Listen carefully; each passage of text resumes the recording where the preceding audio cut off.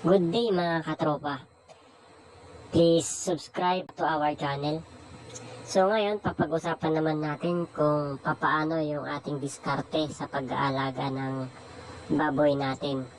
So ito, ang ginamit natin dito sa kulungan natin ng baboy is yung ipa o yung pinagbayuhan ng palay.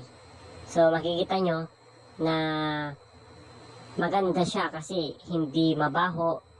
Kahit na pupunta ka dyan sa kulungan nila, kahit kakain ka dyan, wala kang maamoy na tae ng baboy.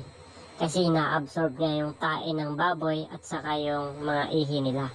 Pero ito, every week is inisprayan natin siya ng Downy at saka Zonrox para hindi nakakasira sa balat nila.